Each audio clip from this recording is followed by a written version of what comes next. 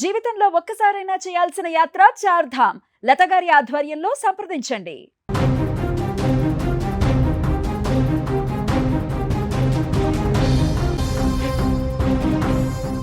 ఆంధ్రప్రదేశ్ రాష్ట్రంలో మహిళలు ఇకపై కేవలం ఇంటికే పరిమితం కాకుండా తమ సొంత కాళ్లపై నిలబడి విజయవంతమైన పారిశ్రామికవేత్తలుగా ఎదిగేందుకు కూటమి ప్రభుత్వం ఒక విప్లవాత్మక అడుగు వేసింది. రాష్ట్రంలోని లక్షలాది మంది మహిళల కలలను సాకారం చేసేలా వారి ఆర్థిక ఎదుగుదలకు బాటలు వేస్తూ భారీ రుణ సాయాన్ని ప్రకటించింది. డ్వాక్రా మహిళల ఆశలకు ఆకాశమే అద్దుగా మార్చేలా ప్రభుత్వం తీసుకున్న ఈ నిర్ణయం ఇప్పుడు రాష్ట్ర వ్యాప్తంగా పెను సంచలనంగా మారింది. రాష్ట్రంలోని డ్వాక్రా సంఘాల మహిళలు తామెంచుకున్న రంగాలలో పెట్టుబడులు పెట్టుకోవడానికి గతంలో ఉన్న ₹1,00,000 ఆర్థిక సాయాన్ని ప్రభుత్వం ఇప్పుడు ఏకంగా ₹2,00,000కు పెంచింది. పారిశ్రామికవేత్తలుగా రాణించాలనుకునే మహిళలకు అండగా నిలవాలనే లక్ష్యంగా ఈ నిర్ణయం తీసుకున్నారు. స్త్రీనిధి పథకం కింద ఎటువంటి ష్యూరిటీ లేకుండానే ఒక్కో సభ్యురాలికి గరిష్టంగా 11% వడ్డీతో ఈ ₹2,00,000 రుణాన్ని ప్రభుత్వం అందిస్తోంది. అత్యంత కీలకమైన అంశం ఏమిటంటే ఈ రుణం కోసం దరఖాస్తు చేసుకున్న కేవలం 48 గంటల్లోనే ఆ మొత్తం నేరుగా లబ్ధిదారుల ఖాతాలలో జమ అవుతుంది.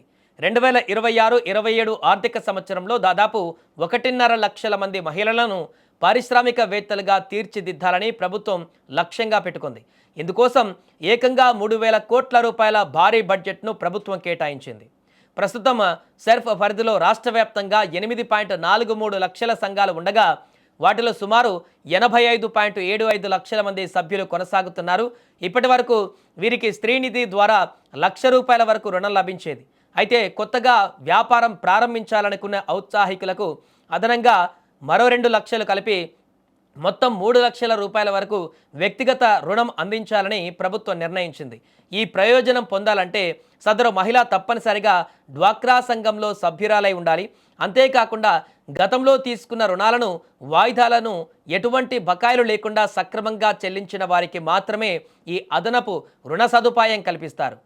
ఇక మరోవైపు సామాజికంగా వెనుకబడిన ఎస్సీ ఎస్టీ మహిళలకు ప్రభుత్వం మరింత వెసులుబాటు కల్పించింది.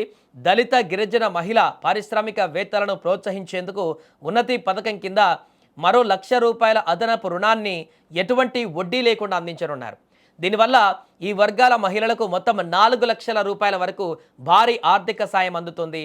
దీనికి తోడు కమ్యూనిటీ ఇన్వెస్ట్మెంట్ ఫండ్ ద్వారా అన్ని వర్గాల మహిళలకు మరో ₹1,00,000 అదనపు రుణం అందేటువంటి అవకాశం కూడా ఉంది. ఈ పథకాలన్నీ సమర్థవంతంగా అమలు చేసేందుకు ప్రభుత్వం పక్కా ప్రణాళికతో ముందుకు వెళ్తుంది. ఈ నెల 21వ తేదీ నుంచి సెర్ఫ్ అధికారులు ప్రతి గ్రామంలోని డ్వాక్రా సంఘాలను సందర్శిస్తారు. ప్రతి గ్రామ సమాఖ్య పరిధిలో కొత్తగా వ్యాపారం చేయాలనుకునే వారిని లేదా ఇప్పటికే వ్యాపారంలో ఉన్న వారిని గుర్తించి ప్రాథమికంగా ఒక్కో వివో నుంచి 15 మంది మహిళలను ఎంపిక చేస్తారు.